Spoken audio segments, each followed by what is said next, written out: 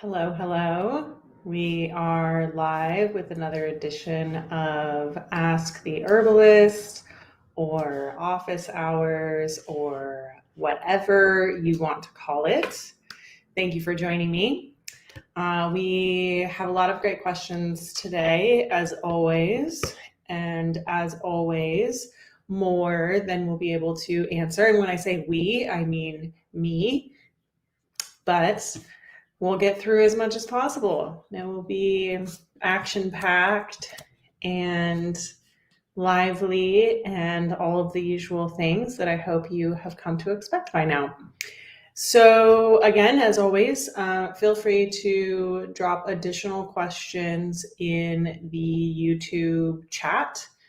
If you are having trouble doing that, you may need to subscribe to the channel. That's free. It's just following the channel. Sometimes it will block people from dropping in questions if you're not subscribed. And all of you are subscribed to Substack, which I really appreciate. I know it's a new platform and a new thing, and that's not maybe where you're used to finding me, which is on Instagram, but I really appreciate you being here and hope that you enjoy it.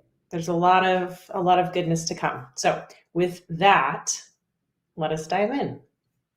So actually, before we dive in, just one more note.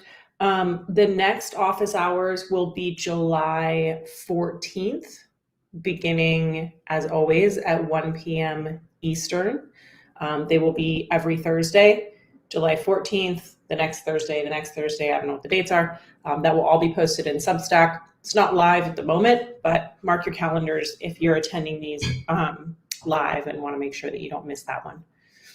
Okay, so I'm going to start with one topic from the last office hours that I didn't get to cover, and that is retreats and plant medicine retreats that I like and that I recommend.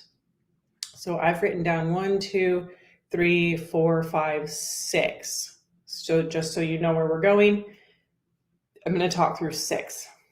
So the first retreat that I love and recommend is one that I've been on 3 times. And it was my first experience of going on retreat. So I was young in my wellness career. I didn't work in wellness yet. I was only doing it on my own, on the side, nights and weekends, and travel. And I had traveled a fair amount to Latin America, and I kind of knew that I liked things about that part of the world. I didn't know that I would fall completely in love with it and spend all my time there, all my travel time there in the future, but I knew that I sort of wanted to head that way. And there were not like retreats like there are now, and you can find a retreat in 3 seconds, right? Like there are so many retreats, it's hard to know what is a good retreat, what's really a retreat. Is this a retreat? Is this a vacation? What's the difference? Like retreats are, trendy now, and they weren't back then. And and that's to say I had never been on one. I didn't know what it really entailed, but I was up for something active, something healthy, something in that part of the world. And that was kind of my criteria. And thank fate and the internet, but primarily fate, I found Wendy Green. I don't know how I found her. I literally was just Googling around and looking for that criteria. I want it to be healthy, which means the food needs to be good. I want it to be active, and I want it to be, in this kind of part of the world. Wendy has been a yoga teacher for most of her life. And I don't recall exactly how old Wendy is now, but she's in her 60s, I believe. When I met her, I think she was in her late 50s and running circles around me, literally like kicking my ass, hiking up the trails, way proficient in yoga, just like, and now I think I have a new appreciation for what our bodies can do in our 40s and our 50s and our 60s and our 70s. But at the time I was like, holy cow, she's blowing my mind. And so Wendy's a phenomenal yoga practitioner, and yoga asana, yes, the poses, but yoga, the whole lifestyle. And not only that, her lifestyle is incredible. So when I met Wendy, she was running 2 retreats by herself with a team, but she was the lead person, and she keeps them very small on purpose. And they were raw food, 100% raw, beautiful, tropical food. We were in Honduras the first time. So that was my very first retreat. And then I visited her twice in Ecuador, and now she's exclusively in Ecuador. Raw food, every meal, 100% beautiful. I had never eaten fully raw. It was amazing. Ashtanga yoga, lots of quiet time, no snacking, learning how to intermittent fast, no phones, going to bed with the sunset. Like, it was incredible. I think I was with her for a week. Maybe I did a little longer the first time, maybe. And it changed my life. I started intermittent fasting on that retreat, and I've done it ever since. It's been, I don't know now, 8 years. I went fully raw after that retreat, and I maintained it for many years. It's still my favorite way to eat. I don't know. The reality is that if I could choose, or when I go to a place like Ecuador or Honduras or Costa Rica, that is how I eat. I did it here in New York, though, for a long time. I think it's really beautiful. It's just hard, right? Yoga. I loved yoga before I went, but I was very committed after that. And Wendy and I have been friends ever since, and I've sent a lot of people her way. She's amazing, and she runs her retreats with only a couple of people at one time. Sometimes you're the only one there, and that means that your food is perfectly curated, your yoga is perfectly curated, and you can stay with her as long as you want, and people's lives change. So it's really, really good, and she's one of the most incredible humans I've ever met. It's a really special relationship. I value it so much, and I really admire what she does. She's exemplary in terms of her lifestyle and her health, and her approach to philosophies about, solitude and flexibility, and, living in the jungle by herself, and being happy and creative and open-minded, and, open to new things and change, and it's just, anyway, so I love her. And I think if you're looking for somebody who will sort of take you under their wing and help you reset and open your mind and learn some new things, I recommend her retreat very highly. So that's Wendy Green Yoga, and I'll include it in the recap of this episode. The next retreat that I like is very different than that. It is a place in Costa Rica that I have been a couple times now, and it's very simple, and it's an easy spot to just kind of drop into, have the things that you need, detach from technology, and be in a very tiny town near a place to surf if you want, or near the beach, and just have like a good vibe. So it's less a retreat. You can treat it as a retreat if you know how to do that, and more of a very sort of minimalist, natural, plant-based vacation. And that is called Peace Retreat in Costa Rica. And Kevin runs that. They have yoga, surfing. Again, it's very small. There's no air conditioning. Sounds intense, I know. I was just there in March, which is an intense time to go. It's hot and dry. And I was fine. It's hot, but I was fine. It's amazing what sleeping in a hut will do for you, even if it's hot. I slept better there than I have in a year. So Peace Retreat in Costa Rica, really beautiful. Oh gosh, yes. And they have a spa that they've just put in, a spa, outdoor spa. It's really beautiful, but it's very simple. And I had 4 massages the last time I was there. So they have a body in peace retreat that you can go and do if you want to do a bunch of sort of body work and relax that way. Also in Costa Rica is a location called Thea. It's Thea, so it looks like Thea, pronounced Thea Retreats. Probably the most beautiful retreat spot I've stayed in the world. Broke my heart. I went in June last year and immediately went back in September, and I fell in love with Costa Rica as a result of that place and that area. It's expensive relative to most of the other recommendations I'll set here. I tend to travel low budget. I very much like, huts and simplicity. Wendy Green has a really beautiful combination of, one of the most incredible properties in the world for sure. She finds property that's like surrounded by protected cloud forest, so she lives in a dream. It's the nature there is unbelievable. And hers is like jungle luxury without like the white tablecloths and that sort of thing. Thea is similar. It's just a little bit more luxurious, like traditionally so. And Costa Rica is expensive, period. But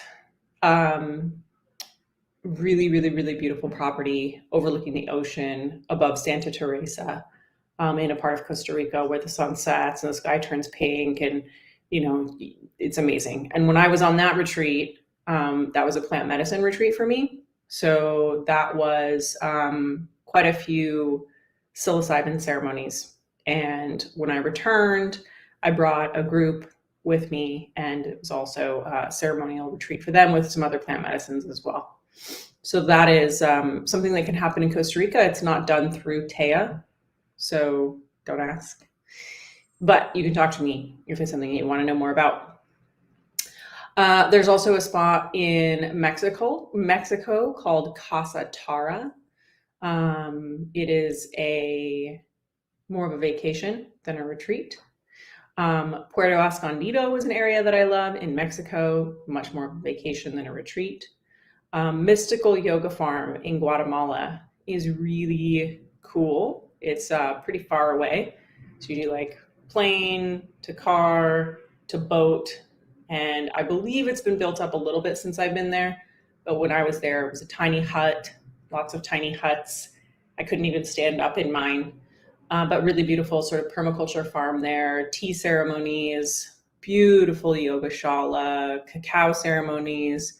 And that whole Lake Atitlan is really, really a magical place. Really, really beautiful. There were a lot of earthquakes when I was there, which was a little disconcerting, but apparently that's normal for Guatemala. I turn this around because I'm not in, this is not a sponsored episode. But Mystical Yoga Farm is really a beautiful spot. And then if you really want plant medicine, uncoded ayahuasca and San Pedro, then I would highly recommend my friends in Peru. And I have been with them, and I have sent people to see them. And my friend, his name is Niels, and his retreat is on Ankara, and he's running that with his partner now. And I always tell people that I would trust Niels with my life. So if you're looking for somebody to, experience ayahuasca or San Pedro with and to feel very safe and very held, he and they are incredible. The integrity in what they do is really phenomenal. And I don't know what else I was going to say, just that it's an excellent container. If you do decide that you want to sit with them or visit them, there's a discount for doing so. Just mention my name and you should get 10% off. If you go to see Wendy Green, the same, mention my name and she'll give you something special. I don't, discount, free massage, something like that. Just let her know. Feel free to mention my name at any of these places. Peace Retreat and Thea. I'll keep going back to those. but the Wendy and Neil's in Peru will give you special treatment. And I was just going to mention 2 other spots, which is funny. So in terms of ayahuasca, there are 2 very luxurious or sort of hi-fi spots in the world. There are many at this point, which is amazing. But 2 that are consistently on my radar are Rhythmia in Costa Rica and Soltara. Actually, they're both in Costa Rica. Rhythmia, I just saw today, I think it was Vice, who put out a note that Rhythmia, apparently there's a bunch of scandal now around, I don't know if it was sexual harassment or some other kind of financial manipulation or something happening there. And then Soltara is what it is too. It's a little bit more of like a celebrity scene.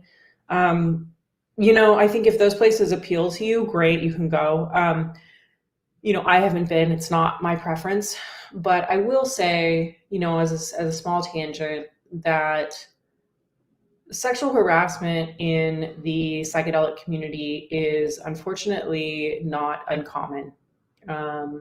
There's quite a lot of that, in my limited engagement with that community, I have been made aware of, both in like personal circles and then also in professional circles. So like places like Rhythmia or MAPS, which is the multidisciplinary, I think it's Association for Psychedelic Studies, or the Horizons Conference, like big organizations. And unfortunately, like I said, it's just not uncommon. So I think, be smart and sit with people that you really trust and that you've been referred to. And, I take it very seriously because I take my mental health very seriously. I take the rest of my health very seriously. But I did a ton of research before deciding to hand over my sanity to shaman and gringos who are going to be the ones to take care of me when I was, not here. And I think that everybody should probably be that cautious. Now, of course, you can never research your way out of sexual harassment or financial harassment, but we can mitigate some risk by taking recommendations, that sort of thing. So all that to say, it's a bummer for Rhythmia. I'm also not surprised. I also don't, I don't know how I feel about it exactly in their case. It's not excusable. I just think it's so common that it's unfortunately just around there, weird power dynamics, and people are, altered, and things get confused and they get messy. So anyway, I am going to make a little note here, and as always, recap. How do I see what time it is here? 1844. Okay, I'm going to recap that. So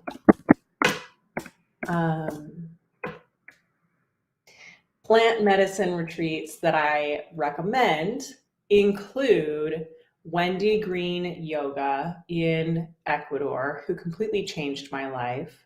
My friends in Peru at Anam Cara, both of which you can get a discount or something special from if you mention that I sent you. I also enjoy retreats in Costa Rica at Peace Retreat, at Tea. I love the Puerto Escondido part of Mexico, as well as Oaxaca. And I can recommend Mystical Yoga Farm in Guatemala. Enjoy, be well, be safe, and set and setting, remember that. Okay, so next question. This one is, it's funny how these questions are so unrelated, and yet you all care about all of it, and I love it, and it's very fun for me to answer these kind of disparate questions. Yeah, it's just kind of charming. So the next question is, what is my hair routine? Which is good because the hair is out today. I washed it. That's what happens. Okay, so it's gonna do what it's gonna do. So my hair routine. So I'll be a little quicker about this one. As you can see, I have curly hair. It's kind of just a mess today, but I have naturally curly hair, and it's been a bane of my existence since I was a little girl and had no idea how to do it and would cry. And curly hair is wacky. If you have curly hair, you know, it's like it runs your life in a certain way. It's like the weathers, you're more aware of the weather and humidity and like if it gets wet and how to wash it and how to let it dry. And like, I just dreamed of being one of those girls who could like get out of the shower, you know, towel dry my hair and like go do anything and have my hair look normal-ish. Not possible. If you do that and you have curly hair, chances are, you know, 2 hours later, you look in the mirror, it's going to be madness. And then, you know, this has always made me crazy. You know, I would leave for school or I would leave for work. And then halfway through the day, I would look in the mirror and be like, what happened? Like, my hair is completely different. Anyway, if you know, you know. So I'm finally like in a good hair phase. And it took me a long time and I'm still learning about it. I'm sure I'll be learning about it until I don't have any more. However, my current recommendations for hair, like mine, are not to overwash it. So this is different for everybody, but in general, we tend to overwash our hair. We tend to overwash a lot of things. I'm pro bacteria, also pro being clean, but I'm pro bacteria. I wash my hair once a week at most. Once a week at most. When I do wash it, I do not use anything that is like soapy, sudsy, stripping. Like I don't use that stuff on my face. I don't use it on my body. I don't use it on my hair. I use a cream cleanser by Sasha Juan, and it does not suds. It doesn't like, you know, your hair isn't like squeaky clean. It is literally just like the person who does my hair, Jamie, she's like, think of your hair as if it's a leather handbag. You want to like clean the dirt off the surface, right? You don't need to soap it. You're just dusting it basically and then oiling it, you know, letting that oil kind of sink into the leather. It's also your scalp that needs to be, you know, tended to. So I use a non-stripping shampoo that's a cream cleanser. I just started to use something for my scalp that's more like a scrub for my scalp every few months, just to get like an extra kind of exfoliation and circulation there. Then I use a mask as a conditioner. So it's like heavy. The mask is by iLace, ILES. I'll put all this in the show notes. Use a mask as a conditioner and a brush in the shower. It's the only time I ever brush my hair. It is impossible to brush after that point, unless I've had a blowout, but brush my hair in the shower, which is a great way to like get your scalp going as well. And then afterward, I use one cream. So I always sit on this side and it's like, where's the white space? This screen is opposite, so it's confusing. Anyway, I use one product that's a cream. So right now I'm using something by Living Proof. It's just like a curl cream, just something to put in to give it a little condition. And then I let it air dry. And that's all. And then it will look like this. If I want to style it so that it's not so crazy, I'll use heat tools. So like a flat iron to adjust my bangs, or a curling iron actually to fix my curls. If you see it straight, it's because I had a blowout. That's a whole different story. And I don't blow out my hair because it takes a professional an hour and it would take me 3 hours. If I've had a blowout, I will not wash my hair for probably 2 weeks and it will be fine, as you've probably seen on the internet. And sometimes if I have a blowout, I'll use a dry shampoo because that will help keep the roots from getting greasy. If my hair looks like this, it never gets greasy. I get dreadlocks. So that's it. Pretty simple. But I think for me, what I've found to be the most incredible changes have been not to overwash and not to over cleanse. So not like frequency and type of cleansing, which is also really great for skin. And to be heavy with the conditioners and light with the products. That is that. So let me do a little recap for the highlights reel here. Thank you for bearing with me as I do that. 25, 41, 25, 41. So best practices that I have found that work for my crazy hair and other curly haired folks are not to overwash. So frequency and also type of cleanser. Consider a deep conditioner or a mask. Go light with the products afterward and go light with the heat tools when you're drying. Save the heat for styling. And consider a dry shampoo if you want to make a blowout or any other look last a little longer. Also, something new in my life that's interesting, and I have only tried when a professional is applying it, but I think I'm going to buy it, is an anti-humidity spray. That was kind of wild. I had it used on my last shoot and my hair didn't change. So remember I told you it changes in like 4 times a day? It didn't change for days. I was like, what is this magic? It's like a force field.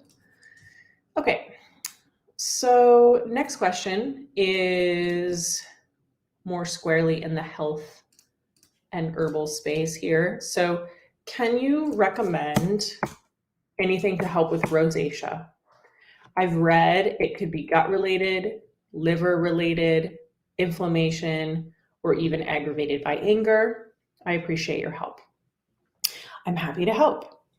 So to run through a couple of those things, gut health, yes, definitely important to consider gut health when you're talking about skin. So I have a gut health class. I have a skin care class, hair, skin, and nails class, and the two together are very powerful. If you have skin issues that you don't understand, then I would recommend starting with gut health or hormone balance. Then looking at the skin, because the skin is talking to us, right? The skin is expressing symptoms. So it's saying something is wrong inside. Well, okay, it's usually saying something is wrong inside, unless it's the obvious, like you got burned, you got cut, you brushed up against something, whatever. Otherwise, the skin is expressing inflammation, an allergic response, which is an immune situation, a reaction to stress, a reaction to food allergy, which is also considered a stress in the body, nervousness, anxiety, that kind of thing. So all that's internal, right? So gut health, yes. And we can always talk more about that, but I would definitely consider that. Inflammation, also yes. Because inflammation is part of redness, swelling. Neuroinflammation is part of depression, anxiety, trouble focusing, brain fog. Inflammation is part of pain. Inflammation is our body trying to remedy some imbalance. And most of us are inflamed to some degree every day. And our body is recovering from that every day, just like it's detoxing every day all the time, right? But if we're chronically inflamed, then things go wrong, to be brief about it. So it's always a good idea to help support the levels of inflammation in your body. If you know that inflammation is not an issue for you, great, then just maintain, So like, I am not concerned about my level of inflammation, except I exercise every single day. And I know that that causes stress and inflammation. And that's fine. It's healthy, but I support my body in recovering from that by varying the exercise, varying the intensity, making sure that I have time to recover, and taking lots of turmeric and fish oil and things that help my immune response from an inflammation standpoint. So again, even if you think you're great there, still want to support it. And diet, I mean, diet's huge. So is sleep. So there's that. And then liver, yes, liver could be an issue. So our liver is helping our body detoxify. And in order for the liver to function well, the liver needs to be healthy. We need to not be putting too many things into our body for our liver to address.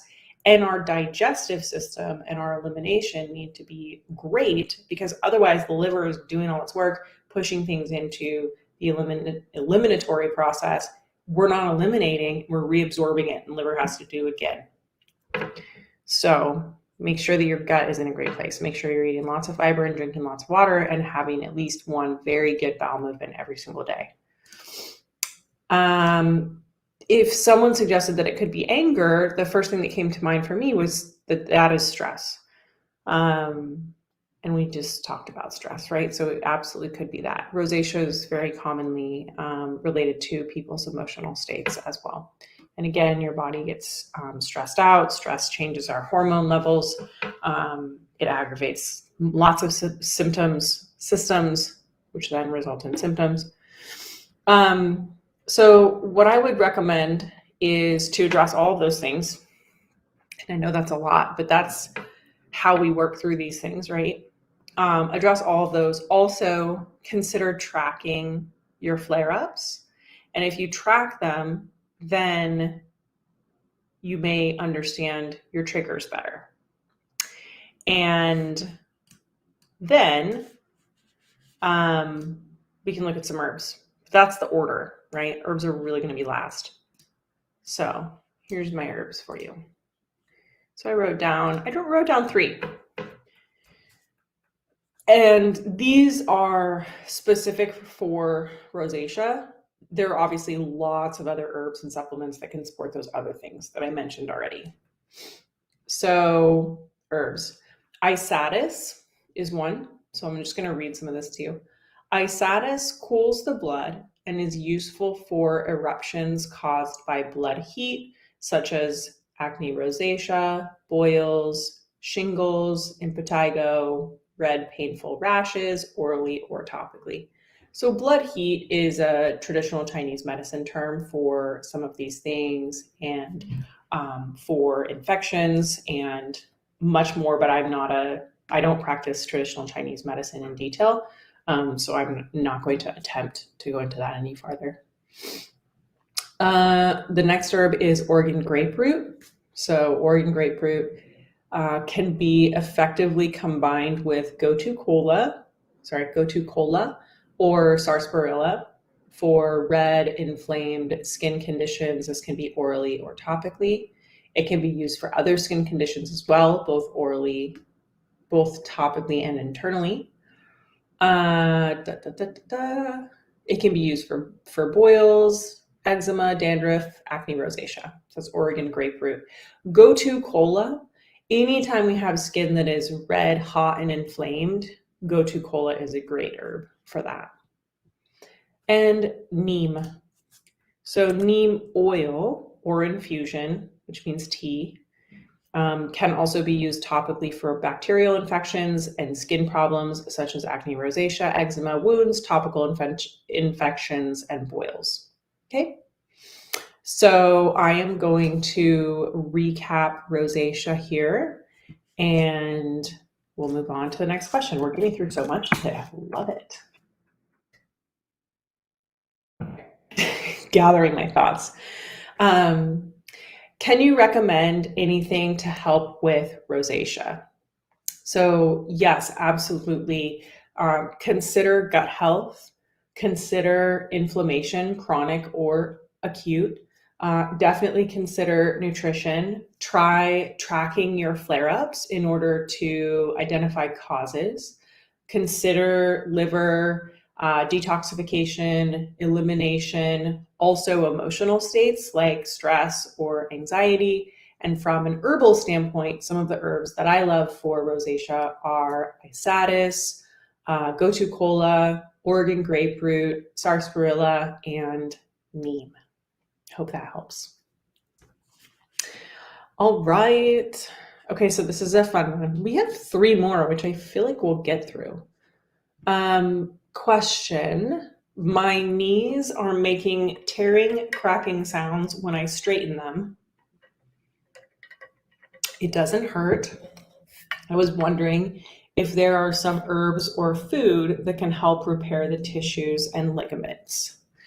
So when I first read this and the notes that I made, I included herbs to help with that symptom, that cracking, popping joints, rather than herbs or anything to repair the tissues and ligaments. But we'll go through the first set first, and then I can talk about the tissues and ligaments. So for tearing, cracking sounds in your joints or popping sounds, I have the creakiest ankles. Like they will snap every single time I walk down the stairs. I'm very Vata, if you know what that means. And that's considered dryness. It's dryness from a traditional Chinese medicine standpoint. And it's not necessarily a bad thing, but there are a couple of herbs that are supposed to help with it. I've actually never tried the main one. I don't know why. I should. I guess because it doesn't bother me. I'm so used to it. People laugh and I'm like, what? I didn't hear anything. Literally just like, it's like so loud. Okay, so consider moistening herbs, marshmallow, bladder wrack, which is a seaweed. Other seaweeds are a great idea. Hydration, which we talked about last office hours, including electrolytes if you need, and mucilent foods like flax and chia and purslane and anything that's like slippery and slimy. What's that one? Oh, okra. That's a good one. For creaking joints specifically, the herb that is like the one that everybody recommends is Solomon's seal. So I'll read this to you. Solomon's seal relieves wind symptoms, which are symptoms that kind of move throughout the body is one way to think of that. Relieves wind symptoms caused by insufficient fluids, such as spasms, lack of synovial fluid in the joints. So they call that creaky hinge syndrome, as well as dizziness, tinnitus, and heat stroke. Another herb that can be useful is Job's tears. That's also kind of considered a food. And blue cohosh. So blue cohosh is used for inflammatory arthritis pain, especially in the small joints, creaky hinge syndrome, and rheumatoid arthritis. Okay, hope that helps. Oh, right. For repairing the tissues and the ligaments, your actual question. For that, I would recommend collagen support from Metagenics called Collagenix. I will put the link in the notes. Just like a reminder here, Collagenix. I would make sure your gut health is in a great place so you can absorb everything that you're taking and that you need. I would look at teas of horsetail and nettle and alfalfa, which are high mineral teas. Write that down too.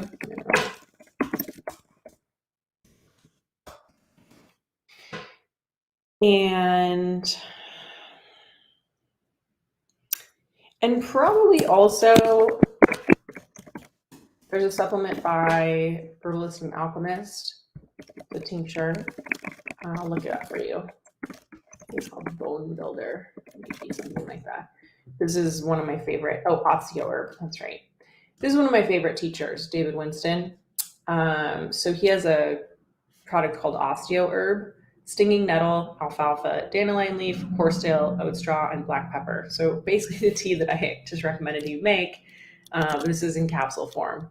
And he has really good recommendations on his website. I don't know if anybody even is aware of this little hidden gem, but he gives you this product, right? And then he also says additional recommendations. The following foods are rich in absorbable calcium: dark green leafy vegetables, cabbage, broccoli, carrots, sesame seeds, canned Alaskan salmon, and sardines. Magnesium, silica, potassium, boron, vitamin D, and essential fatty acids are necessary for calcium metabolism. Saturated fats, sodium, and phosphorus, which you get in carbonated drinks, are calcium antagonists. Additional useful herbs include mineral-rich herbs in the diet such as spirulina, parsley, seaweeds. Vitamin D and K are essential for calcium absorption and maintaining strong, healthy bones. Free on David Winston's website. Love it. Love him.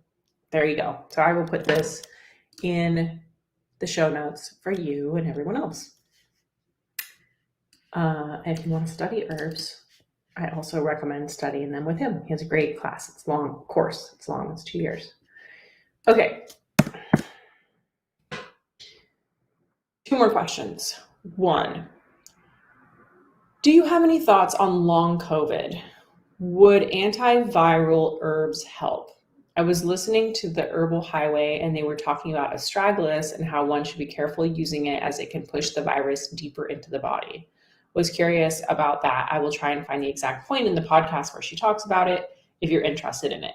So I would love to hear that podcast. I actually don't know this one, Herbal Highway, but I'll check it out and I appreciate that point.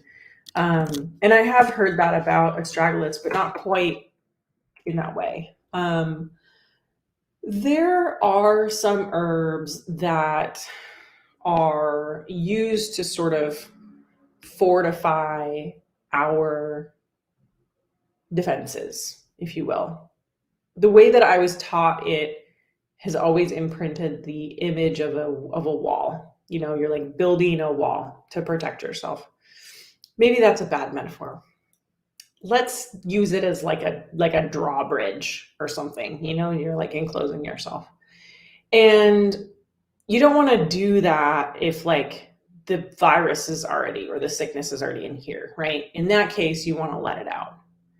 And now I'm almost remembering the term in TCM, which is related to the action of the plants, like releasing the exterior. I think it's how it's sort of translated. So if you have the thing already, you want to release the exterior so that you can get rid of it, right? You don't want to block it in. And there are specific herbs that help to release the exterior. Astragalus is not one of those. And frankly, so with this, here's a big caveat. Long COVID, we do not know very much about long COVID. It is complicated, it's mysterious, it's nasty, it is vague, it's windy. There's a lot we don't know about it. We do know that it tends to cause systemic inflammation, chronic systemic inflammation. So that's one area that you can work on, right? In terms of other things that it causes, the sky's the limit right now. It's headed to a little bit of the sort of Lyme territory too, where you just don't even know, based on so much anecdotal evidence, what's really Lyme and what's some other imbalances being associated with Lyme, and it gets very confused. And I think there's a long-term understanding about long COVID that, we're going to go through the process of through the process of understanding. So anyway, chronic systemic inflammation, and then we need to treat it based on however it's manifesting for you. So long COVID is no longer a matter of like, I have an acute viral infection and I need to expunge the virus. It is, I got run over by this and I need to rebuild my system, so astragalus kind of containing the virus in your system is, again, in my opinion, I haven't listened to this podcast, I don't know their credentials, but less a concern, right? Now, you don't have to mess with astragalus at all if you're not interested in that, or if you feel like that's not a good idea. I would say that systemic anti-inflammatories are a good idea. So look at something like turmeric, look at things like fish oil. Where was my other thought here? depending on your symptoms, then we need to treat that basically. So if it's psychological symptoms, some people have extreme fatigue, some people have insomnia, some people have, sort of restlessness. Like it's really going to depend. So how do you feel? What systems seem to be compromised? Support those. It's no longer like an acute viral infection. Oh, right. I was going to look up and see quickly if I have a note on herbs that release the exterior. But again, I just don't. This isn't really the place for that. Things that make you sweat generally, yeah.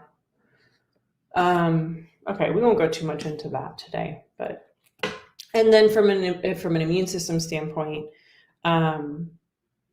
functional mushrooms are basically everybody's friend. We use them in cancer treatments, or they're used in China primarily in cancer treatments, and they're considered immune amphoterics, which means that they're helping our immune system to function well, not overly activated. And I think basically everybody needs functional mushrooms. So anyway, in my notes I had said long COVID is still very mysterious. We need to treat it person to person, as it's not the same as treating COVID. Rather, we're treating the aftershocks or the imbalance created by COVID. So I'm sorry that you're dealing with that if you are and you're not asking for a friend. And I hope that it resolves. It is possible to resolve, but I know it's nasty. And I'm still extremely conservative regarding COVID because I don't know anybody who's better off as a result of having gotten it. It's a nasty virus. All right, so our last question today is, I'm diagnosed with chronic gastritis. I'm trying to find a way to live with it. What herbs would you recommend? Oh, you know what? I forgot to do a recap here on the COVID one. So let me just do a quick recap there. So we'll do it at about 48 seconds here. Did I recap the bone one? I don't think I did. Oh, well, we missed that. So my thoughts on treating long COVID are that long COVID is still very mysterious and complicated and vague and very much person to person. So we really want to treat it person to person and consider that we are no longer dealing with an acute infection, but rather the sort of aftershocks of that initial attack, and wanting to support specific systems that are compromised as a result of it. For example, we commonly see systemic inflammation in long COVID, and so that could be a great place to start. Otherwise, you'll want to work with a healthcare practitioner to get personalized advice. Okay, let's see here. So chronic gastritis. So gastritis is a condition in which the stomach lining is inflamed. So saying chronic gastritis is like saying chronic stomach inflammation. And we talked about inflammation earlier, right? Inflammation can be acute or it can be chronic. Something causes inflammation. So the best way to treat inflammation is to try to identify the causes, usually more than one, sometimes one, and to reduce or ideally eliminate those. That is the most effective way and the ideal way to treat that. So the first thing that I would say is, if you have chronic gastritis, I would start tracking, probably have already done this, but I don't know you, so I have to assume, we're starting from the beginning, tracking flare-ups. When a flare-up happens, look back 12 hours. We don't really need to look back longer than that. Probably you'll get to a point where you can just look back a few hours because our stomachs respond pretty quickly to things. What did we eat? What did we drink? What is our emotional state? That's usually all we have to look at. This is usually what do we eat or drink. Sometimes it's what's our emotional state, stress, anxiety, lack of sleep, which is less common, but can happen. And and we'll start to identify things that make us feel good and things that don't make us feel good. When we find out what is aggravating, again, do away with that as it completely as possible. In terms of treating gastric inflammation, then what we put in from a food standpoint and a beverage standpoint is important, and then herbs can help. But as always, it's in that order. So first, it's eliminating the aggravation. I talk about this a lot in my 4-week course, which if you're this person or you relate with this person and you haven't looked at that 4-week course, this could be great for you, because this is exactly what we do. We're like, this is what we are going to remove. This is what we're going to replace it with. And we're going to do it over the course of 4 weeks. And at the end of those 4 weeks, you can, go move into your new lifestyle, right? In terms of, and then in terms of treating gastric inflammation specifically, so I'm just thinking back through my thoughts. Sorry. Thinking through my thoughts. How's that for duplicative recursiveness? What we put in is what is secondarily important. So think about probiotics, prebiotics, which is fiber and starch, water, obviously those always go together.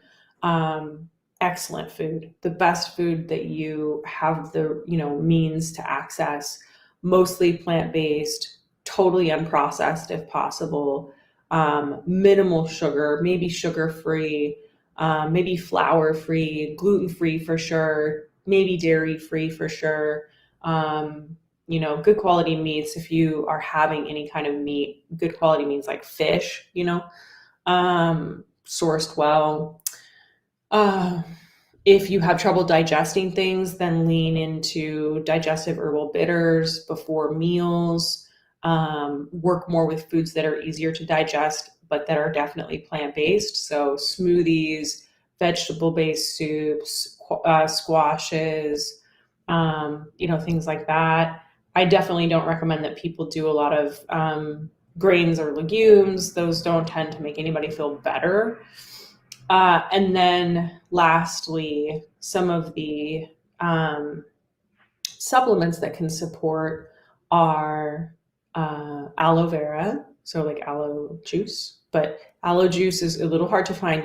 You have to do sugar-free, preservative-free. Like, I almost don't even recommend it, I guess, because it's so hard to find stuff that doesn't have like weirdness in it. But if you have a resource or you know how to make your own, it's really great stuff. I kind of wonder if there's like an aloe powder. Oh, duh. The next product that I'm going to recommend has aloe in it. So this is even better. So Metagenics has a product called Glutagenics, which I'll put in the show notes, which is great. It's aloe, BGL licorice, and glutamine. Glutamine helps to repair our gut and to close those tight gap junctions. So when we eat gluten, even if you're not allergic, it's going to create some permeability. And you're my gut. You're your gut over here. This is the immune system. As soon as this is opened up, immune system is activated and we get allergic reactions, immune response, inflammation, nervous system activation, all this other stuff. So closing these up happens from not eating gluten and from using things that close up tight gap junctions like glutamine, plantain leaf, and others. And then you want to heal that mucosa, so a barrier, just like we have a barrier on our skin. You do that with those herbs I mentioned, fiber, water, marshmallow root, licorice root, slippery, slimy things like chia and flax and purslane and okra and aloe. And then you rebuild the probiotics, all the good bacteria, which means eating probiotic food, taking probiotics, using herbal bitters, not taking over-the-counter medications or antibiotics or any other kind of medications if possible, because those kill that bacteria. And then you have how many layers between you and your immune system and, reducing of inflammation and any kind of aggravation, like a lot, like 4, right? Instead of none. So that's how we heal a gut. Turmeric, if I didn't mention it, turmeric. So good. calendula is great. Plantain leaf, I said aloe, glutamine, licorice, marshmallow, probiotics, digestive herbal bitters, fiber. And you can see like why that order is so important too, right? It's like we can't be using, turmeric and these things out here if our gut is just this porous thing still. We have to close it up first, and then we have to heal that layer and that layer and that layer and that layer. You can do it all at once, but we can't do just the turmeric. We have to do the food first. So anyway, I hope that helped. It's a great question, and you are definitely not alone. I think the statistic on gastrointestinal issues in the United States, assuming you're in the US, you may not be, but in the US, it's like 75% of people are struggling with gastro-related issues. It's a lot. Well, that was fun. Do you have any other questions? I'm not going to wait for questions because we're out of time. So, right, let me recap that, and then we'll officially be out of time, and then I will drop all these notes into the show notes in Substack, and I hope they will serve you all so well. Again, I really appreciate you being here. Get some friends to sign up. Let's continue this. Let's make it a long-term thing that just grows and grows. It'll just be more fun as we do. So quickly recapping, I'm diagnosed with chronic gastritis, trying to find a way to live with it. What herbs do you recommend? So first of all, gut health, which in this case, I would recommend first tracking symptoms to try to identify triggers at the same time as removing anything from the food practice, nutrition, diet that seem to be aggravating or that is commonly aggravating for other people, replacing that with whole food, mostly plant-based, largely unprocessed, totally unprocessed if possible, sugar-free if possible, only good quality meats if you're eating meats, minimal to no grains, legumes, definitely no flour if possible, and just, putting into our system all the best things that we can, because that is primary and that's how we build a foundation. On top of that, we can do probiotics, prebiotics, gut healers like calendula, plantain, aloe, glutamine, marshmallow, licorice, turmeric, if I didn't say that, turmeric if I need to say it again, and stress reduction, resting to digesting, just letting our sympathetic and parasympathetic nervous systems work in the way that they want to work, and our body tend toward healing and balance. That was a mouthful. All right. So that is it for today. I will see everyone on July 14th. If you have questions, comments, concerns, insights, or otherwise, please leave them in Substack. And that's all. Be well.